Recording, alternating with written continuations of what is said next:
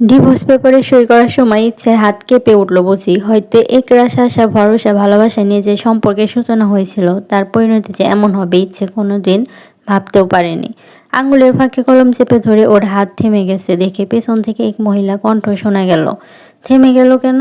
সই করে আমার ছেলেটাকে মুক্তি দাও, নাকি আবার কোনো ছক কষেছো যে কিভাবে আদ্রিতকে ফাঁদে ফেলবে?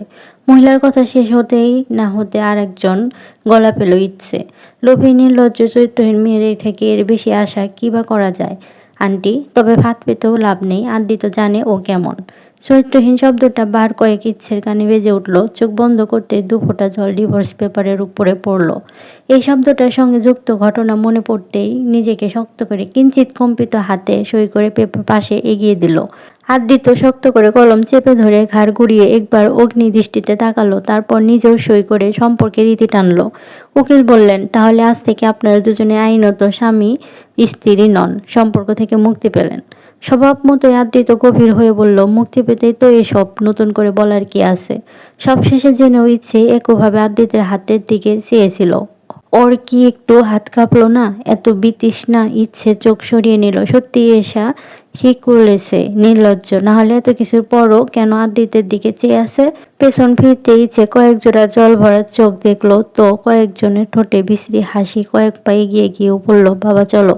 কিছুদিন ধরে শারীরিক মানসিক কষ্ট না হলে আজকের এই দুর্বিষহ পরিস্থিতি সব মিলে ইচ্ছের গলার স্বর এতটাই ক্লান্ত যে ওর ক্ষীণ স্বরের ডাক বাবা শুনতে পেলেন না। ইচ্ছে বাবার কাঁধে হাত রাখলো। বাবা! মেয়ের ডাকে এবার বাবার সম্মিত ফিরে এলো। মেয়ের বৈবাহিক জীবনের এমন পরিণতি চোখের সামনে দেখতে হচ্ছে। বাবা এটা মেনে নিতে পারছেন না। উনি এখানে থেকেও ছিলেন না। উঠে দাঁড়িয়ে বললেন, হ্যাঁ চলো। বাবার কেমন যেন ধরা গলা। মা শাড়ির আঁচলে চোখ মুছার ব্যর্থ উপবাস করছেন।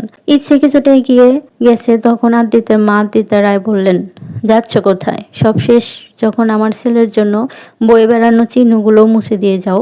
সঙ্গে সঙ্গে ইচ্ছের হাত সিঁথির হাতে উঠে এলো। সেখানে একটু সিঁদুর জ্বলজ্বল করছে, দু হাতে শাখা পলা। কিন্তু এসবের তো আর দরকার নেই।